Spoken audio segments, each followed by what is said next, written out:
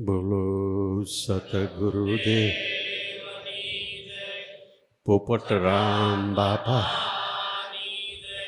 દુધેશ્વર માતની લાવેશ્વર માતની ઉગમેશ્વર નાથની ઈર્ષાગર ભગવાનની સતગુરુદેવની જય. સદગુરુ બરા પરમાર્થી જાકા ભોળા મન વિષ ઉતારે ભોરિંગના જેના શ્વાસાથી સમરણ.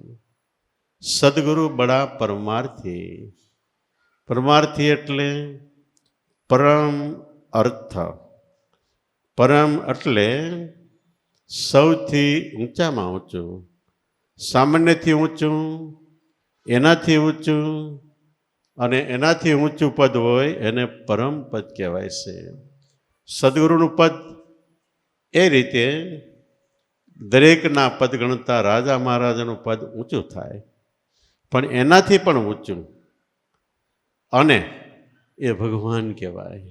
એનાથી ઊંચું સદગુરુ સ્વરૂપ કહેવાય. કારણ કે સદગુરુ દ્વારા ભગવાન એ પોતે હું ભગવાન છું એવી ઓળખાણ થાય છે. કૃષ્ણ અવતારી પુરુષ હતા, છતાંય હું કૃષ્ણ અવતારી છું એવી ઓળખાણ ગુરુ ચાંદીપની ઋષિને ત્યાં 12 વર્ષ રહ્યા. તન મન ધન લગાવીને સેવા કરી. તે એને ખ્યાલ આવ્યો કે હું સામાન્ય વ્યક્તિ, સામાન્ય માણસ નથી, પણ જગતની અંદર અલૌકિક કામ કરવા માટે કામ કરવાવાળો હું સર્વોચ્ચ પદે ભગવાન રૂપે હું છું એવો ગુરુ કૃપાથી એને અનુભવ થયો. રામચંદ્ર ભગવાન એને પણ ગુરુ વશિષ્ઠ મુનિ પોતાને આશ્રમે લઈ ગયા. 12 વર્ષ સુધી તન મન ધન લગાવીને સેવા કરી અને એવો બ્રહ્મ ઉપદેશ આપ્યો કે જગત તરફ એને ખ્યાલે ન રહ્યો. પોતે પોતાના સ્વરૂપમાં મસ્ત થવા માંડ્યા. તો આ પરમ અર્થ એટલે ઊંચામાં ઊંચો, જેનાથી જગતમાં કોઈ તત્વ ઊંચું નહીં. આપણા વેદની અંદર બ્રહ્માએ એમ કીધું કે ગુરુ એટલે સૌથી મહાન. લઘુ એની વિરુદ્ધનો શબ્દ લઘુ એટલે નાનું. નાનાથી વિરુદ્ધમાં મોટું એ ગુરુ તત્વ. જેનાથી જગતમાં કોઈ ઊંચું તત્વ નહીં એ ગુરુ તત્વ. એ ગુરુ તત્વ એનું બીજું સ્વરૂપ ગુરુ મહારાજનો દેહ. જે દેહ કરીને આપને આવો લાભ થાય એ ગુરુ મહારાજનો દેહ અને આપણા સદગુરુ. એ આપણને લાભ શું કરાવે છે કે પરમ એટલે ઊંચામાં ઊંચું તત્વ છે એની ઓળખાણ આપે છે કે જગતની અંદર નામ સમવડ કોઈ નહીં, નામથી મોટી કોઈ વસ્તુ નથી એવું તમારું સ્વરૂપ. એની ઓળખાણ કરાવે એ પરમ તત્વ છે. અને પરમ તત્વ આપણને આપી દે એટલે પરમાર્થી. પરમ તત્વનો આપણને ખરેખર લાભ આપીને એવો અર્થ સરાવે. અર્થ એટલે એક તો સંપત્તિ, બીજી વસ્તુ આપણી બુદ્ધિ. આપણી બુદ્ધિ સંપત્તિને લાયક.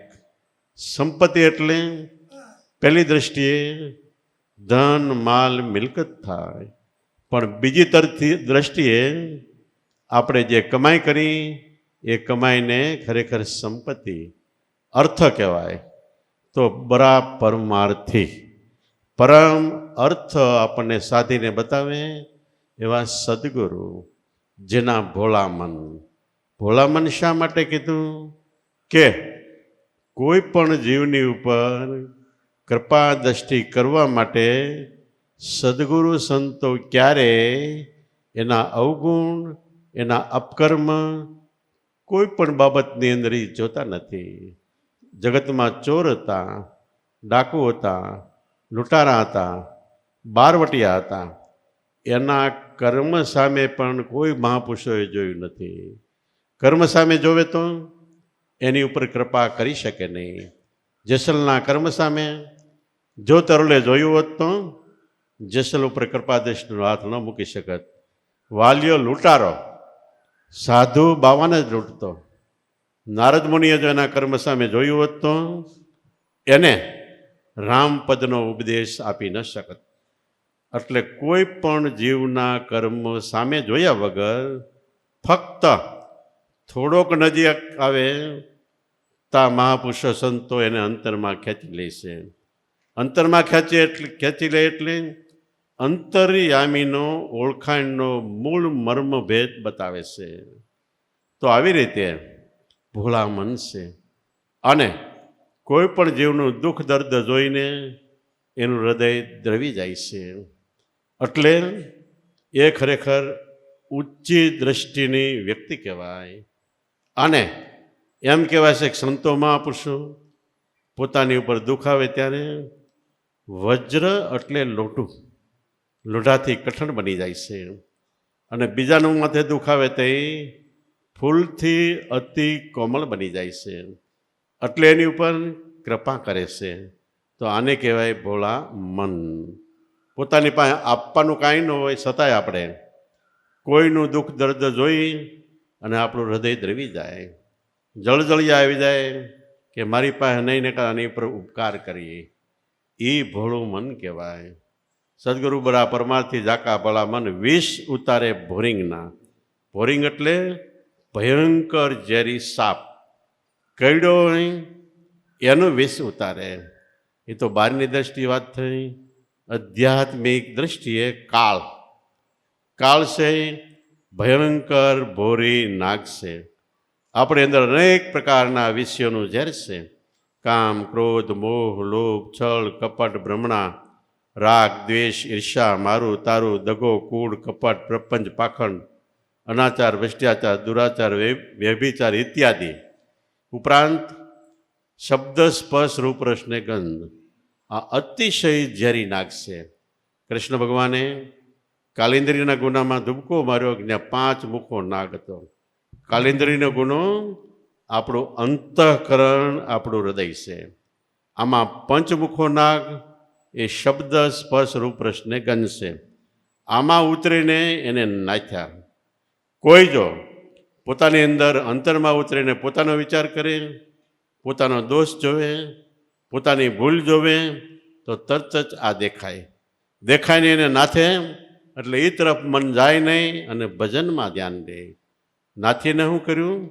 એના માથા ઉપર, મસ્તક ઉપર કૃષ્ણ ભગવાને શરણ મૂક્યું એટલે નામ મૂક્યું. નાથીને નામ આપ્યું એટલે પૂર્ણ ન થઈ ગયું. એના ઘટમાંથી જે વિષયનું ઝેર હળાળ બહાર નીકળતું હતું વાણી દ્વારા, એ વિષયનું ઝેર મટીને ગુનાનું પાણી પીવા લાયક બન્યું. તો જે હૃદયમાં આ પંચમુખો નાગ નથાઈ જાય એ ગુનામાં એટલે એના દેહમાંથી એ વાણી નીકળે એ પીવા યોગ્ય અને વર્તમાનમાં લાવવા યોગ્ય બને છે.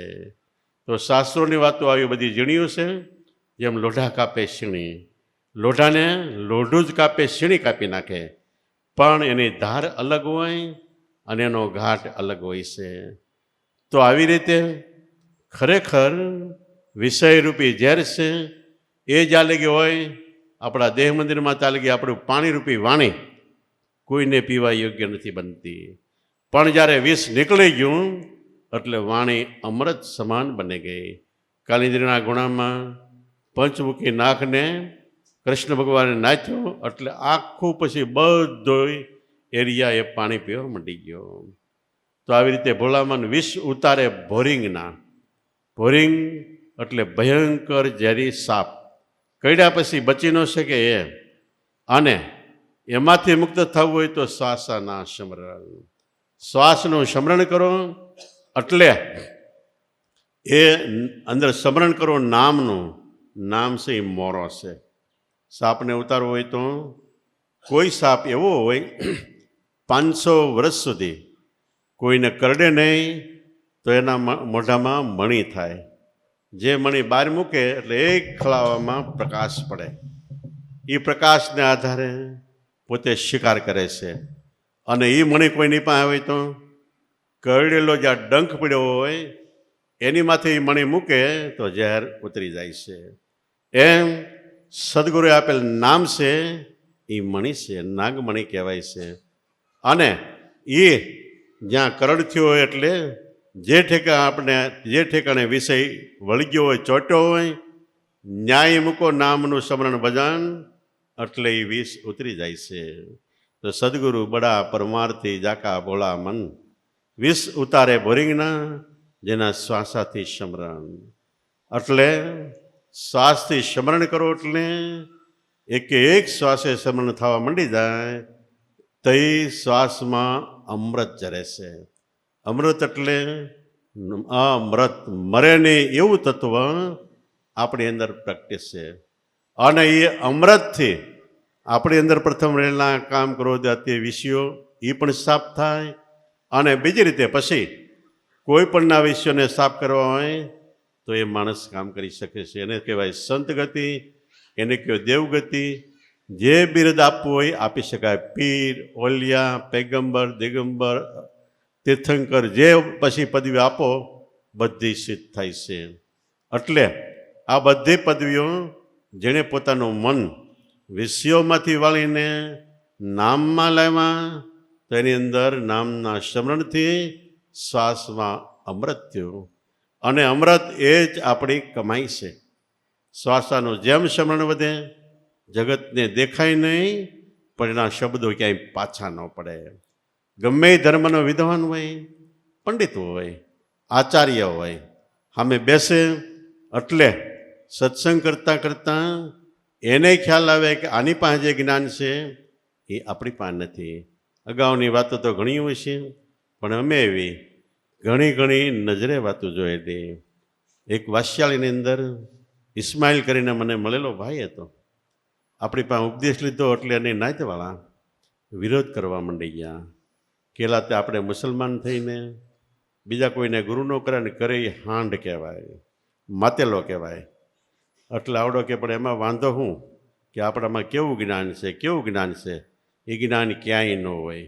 એ કે અમને એ કરતાં ઊંચું આપ્યું તે ઓલા મીંડા સવાલ પૂછવા, આ મીંડ્યો જવાબ આપવા. પૈગંબર એટલે પૈગમ, ખુદાનો સંદેશો લાવનાર આકાશમાંથી. એટલે એ લોકો એમ માને કે ઉપરથી લાવનાર, પણ નહીં, આપણા હૃદયાકાશમાંથી જે વાણી નીકળે એ પૈગંબર વાણી છે. અને પછી ખુદ એટલે આપણે પોતે, આ આપણો આત્મા એ ખુદાનું રૂપ છે. પછી બિસ્મિલ્લાહ, બિસ્મા એટલે નામમાં જેનું મન મળી ગયું એ બિસ્મિલ્લાહ ખુદાનું સ્વરૂપ છે. એવા કેટલાય સવાલો કર્યા, બધાય ના જવાબ આપ્યા. પછી એ લોકો કહે તો તું પરસો બતાય. આવડે કે હું છેલ્લે બતાવીશ. છેલ્લે જવાનું થયું તે કીધું કે એટલા જે મને મળ્યા હતા ને પરસો માગતા તેને બોલાવો. બોલાવ્યા, અમુક આવ્યા, અમુક ન આવ્યા. છેલ્લે કુરાન શરીફમાં જે વૃત્તાંત લખેલું છે કે અમુક રીતે હાથ રાખીને બેસે એટલે ખુદાનો પૈગંબર હોય. આ એ રીતે બેસી ગયો. તો એ ખ્યાલ આવ્યો કે આપણા હાથમાંથી હીરો ગયો. એટલે જગત જ્યારે સંતો, મહાપુરુષો, દેવી દેવતા જે થયા ત્યારે જગત હતું, પણ થયા તે ઓળખી ન શક્યા. કેમ ન ઓળખી શક્યા? એનો દેહ દેખાણો, એના કર્મ દેખાણા, નાચ દેખાણી, જાત દેખાણી, ધંધો ઉદ્યોગ બધું દેખાણું. તો દેખવાનું, જોવાનું અંતરમાં છે એ બાકી રહી જાય છે. અને એ જો જોવાઈ જાય તો નાચ જાત દેખાતી નથી. સંતો મહાપુરુષો જેટલા થયા બધાએ કાંઈ ઊંચ જ્ઞાતિમાં નથી થયા. 40% ઉપર તો નીચી જ્ઞાતિમાં થયા. 88,000 ઋષિમુનિઓમાં કેટલાય ઋષિમુનિઓ હાવ નીચી નાની જ્ઞાતિમાં થયા છે. એટલે કોઈ સાધુ મહાપુરુષોની કોઈ જાત જ નથી. જાત ન પૂછીએ સાધુ કે પૂછી લેજે ઉસકા જ્ઞાન, મૂલ કરો તલવાર કા, પડા રહેને દો મ્યાન. સાધુની જાત જ સાધુ છે. જેને નામને સાધ્યું, સાધ્યું એટલે નામમાં જેને મનને સમાયું એ નામને સાધ્યું સો એ સાધુ. કહે કબીર સુનો ભાઈ સાધુ, કહે કબીર સુનો ભાઈ સાધુ. સાધુ એટલે જે સાધુ હોય, જેને સાધાયું હોય કે હું કોણ છું, ક્યાંથી આવ્યો છું, હવે મારે ક્યાં જવું છે, આ સાધ્યનો વિચાર કરે એ સાધુ છે. ક્યાંય કબીર સાહેબે એમ ન કીધું કે સુનો ભાઈ પબ્લિક, સાદું જ કીધું. તો જેને સાધ્યા હોય એ મારી વાત સાંભળો. તો મનને પાછું વાળીને સદગુરુ સંતો મહાપુરુષોમાં ભાવ પ્રગટે એ પહેલી સાથ આવી. પછી ક્યાંય એ ધીમે ધીમે ધીમે ધીમે સમજવા માંડે, અંતરમાં ઉતરવા માંડી જાય, એનું નામ બીજી સાથ આવી છે. તો મહાપુરુષો દેહ કરીને તો સર્વે સરખા છે. કોઈ નાના મોટા ભગવાનની ઘેરે ઊંચ નીચ, નાનું મોટું મારું તારું, ગરીબ તવંગર, એવા કોઈ પક્ષપાત ભગવાનની ઘેરે નથી.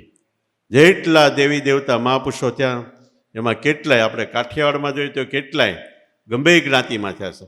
એવા તો કેટલાય હરિજનમાં સંતો થયા, કેટલાય ગમે જ્ઞાતિમાં થયા, છતાં આપને ટેકો દેવા થયા. આપણે દાતાર કહીએ છીએ, એ પણ જમેલ શાહ દાતાર, એ પણ મુસલમાન હતા.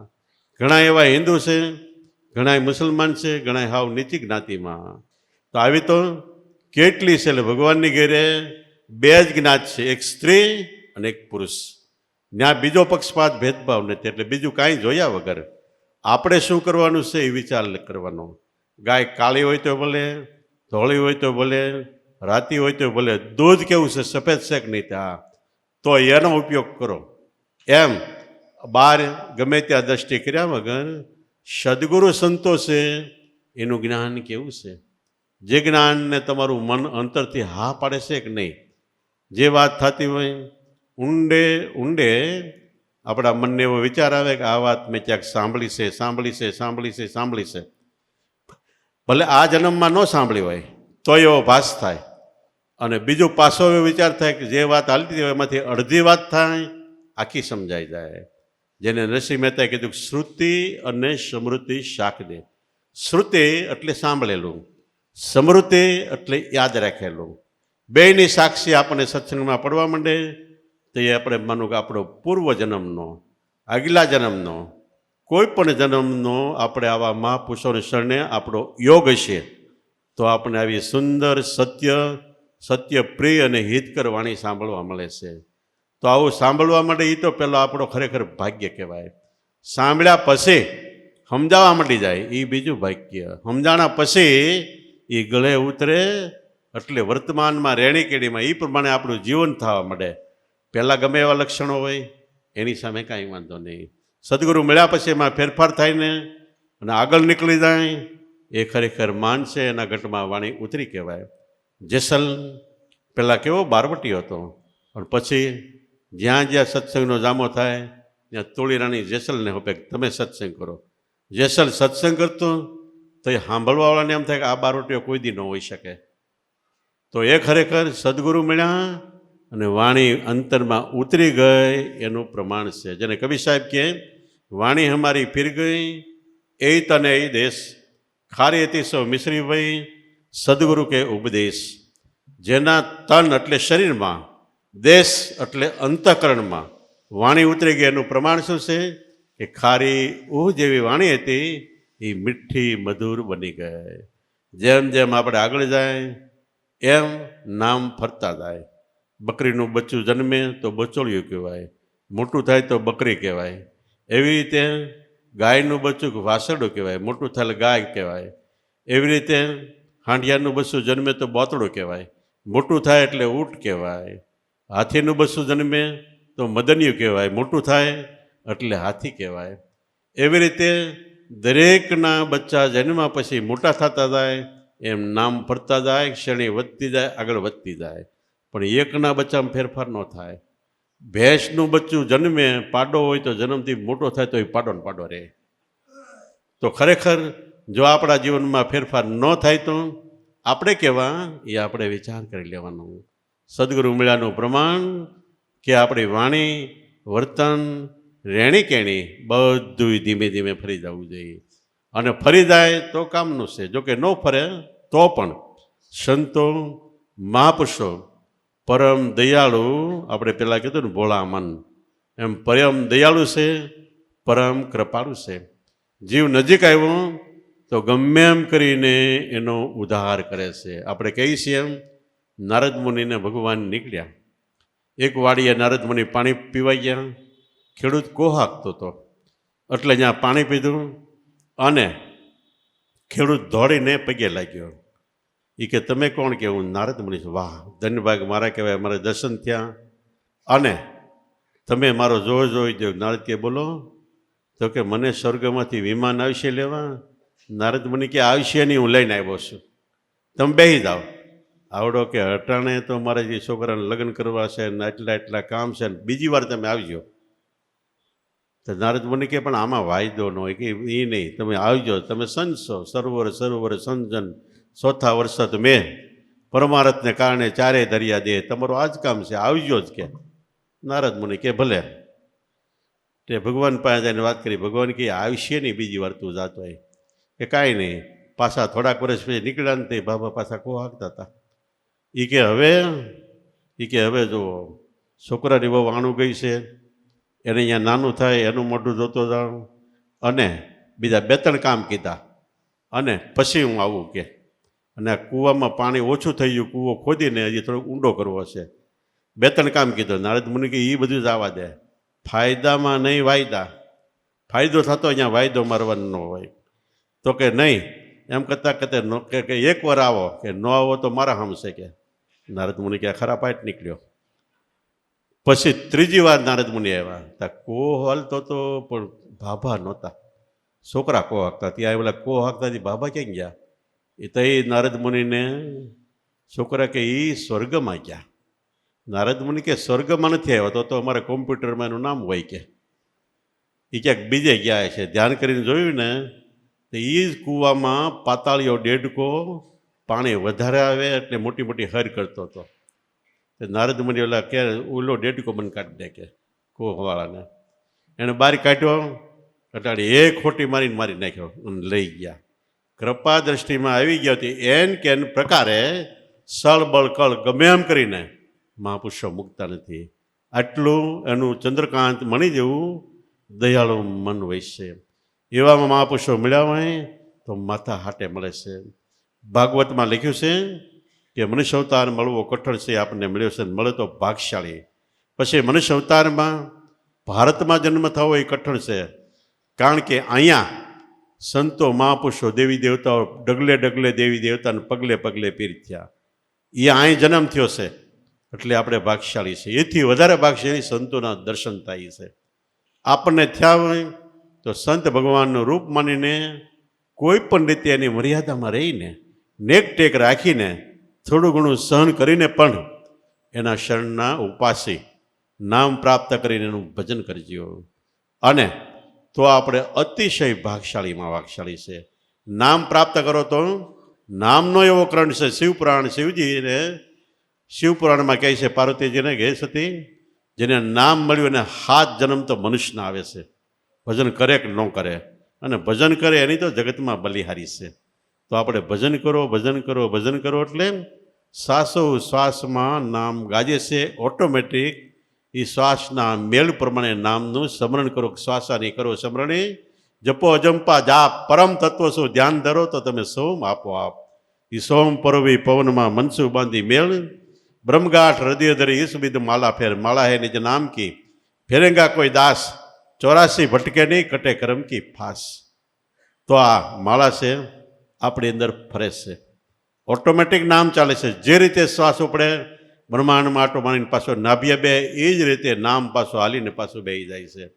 આપણે ખાલી એમાં દ્રષ્ટિ રાખો તો ઓટોમેટિક એ નામની માળાનો સ્વર અવાજ સંભળાય તે આપણી અંદર રહેલા કેટલાય નાશ થઈ જાય. જેમ જંગલમાં કેસરી સિંહ હોય એની અમે હાથી કેવડું પ્રાણી, પણ કેસરી સિંહની ત્રાડથી નાશે કોટિક કુંજરજોને.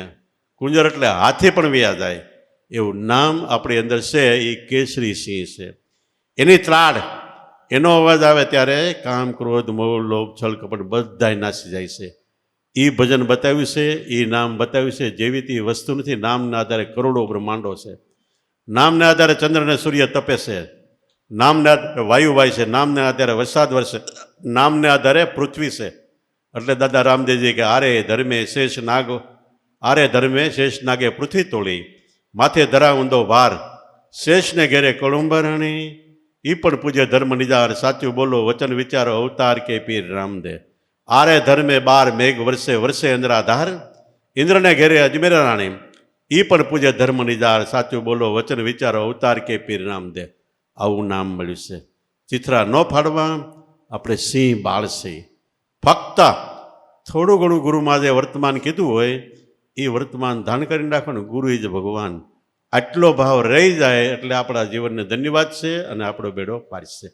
બોલો સતગુરુદેવની, પોપટરામ બાપાની, દુધેશ્વર માતની, લાભેશ્વર નાથની, ઉગમેશ્વર નાથની, ઈર્ષાગર ભગવાનની, સતગુરુદેવની. એક ભજન બોલાય ત્યાં સુધી બેસજો.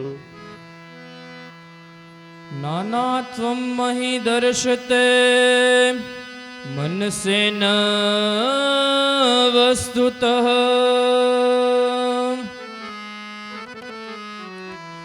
એક એવ અદ્વિતીયં તત્વં બ્રહ્મ સનાતનમ. એક એવ અદ્વિતીયં તત્વં બ્રહ્મ સનાતનમ. આત્મ સ્વરૂપે અમર રહું છું, શ્વાસો શ્વાસે સ્મરણ કરું.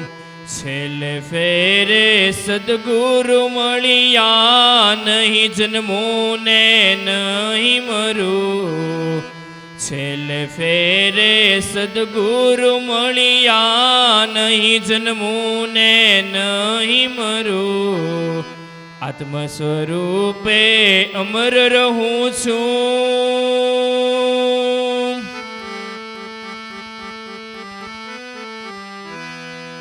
અહોનિશ સેવા સંત ચરણની, કાળથી કદી ના ડરું.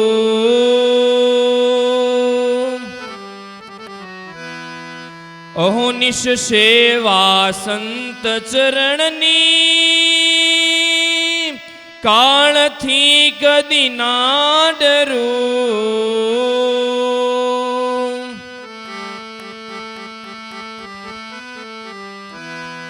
જાપ અજંપા નિર્ભય પદમાં મન મસ્ત થઈ ફરું. જાપ અજંપા નિર્ભય પદમાં મન મસ્ત થઈ ફરું.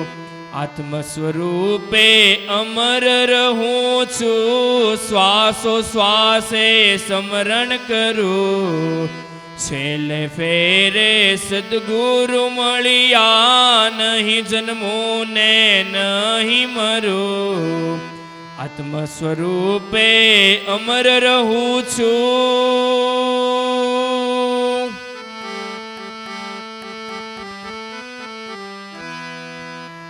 નવ દ્વારમાં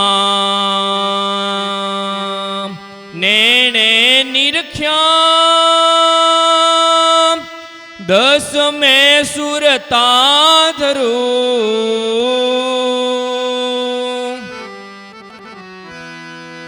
નવ દ્વારમાં નેણે નિરખ્યા, દસ મેં સુરતા ધરું.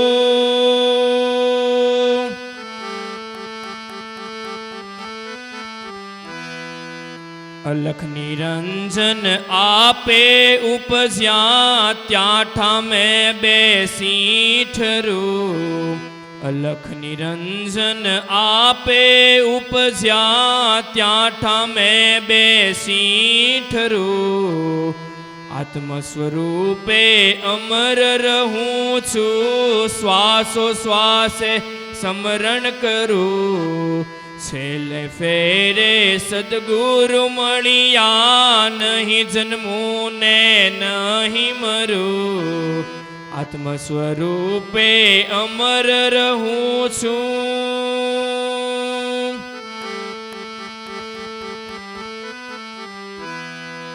ઝીણી ઝીણી ઝીણી ઝીણી ઝાલર વાગે, ભેર ભૂંગળ ને બજે ડમરું.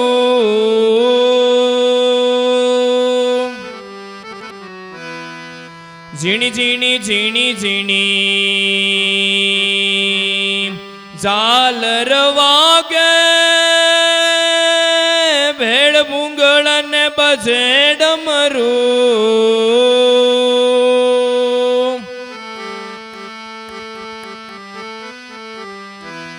અગમ પાલખમાં ખંજર વાગે, ઘોર તંબુરા ને તમરું. અગર પાલખમાં ખંજર વાગે, ઘોર તંબુરા ને તમરું. આત્મ સ્વરૂપે અમર રહું છું, શ્વાસો શ્વાસે સ્મરણ કરું. છેલ્લે ફેરે સદગુરુ મળ્યા, નહીં જન્મું ને નહીં મરું. આત્મ સ્વરૂપે અમર રહું છું.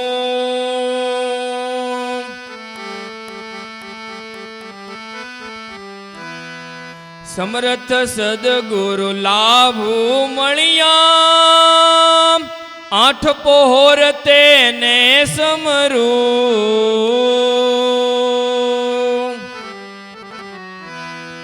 સમર્થ સદગુરુ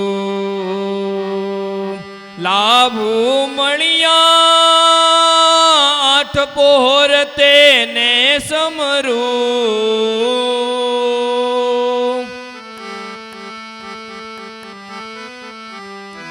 પોપટ પંથ થયા પરિપૂરણ, નિષેધામયાનંદ કરું. પોપટ પંથ થયા પરિપૂરણ, નિષેધામયાનંદ કરું. આત્મ સ્વરૂપે અમર રહું છું, શ્વાસો શ્વાસે સ્મરણ કરું. છેલ્લે ફેરે સદગુરુ મળ્યા, નહીં જન્મું ને નહીં મરું. આત્મ સ્વરૂપે અમર રહું છું. સદગુરુદેવની જય.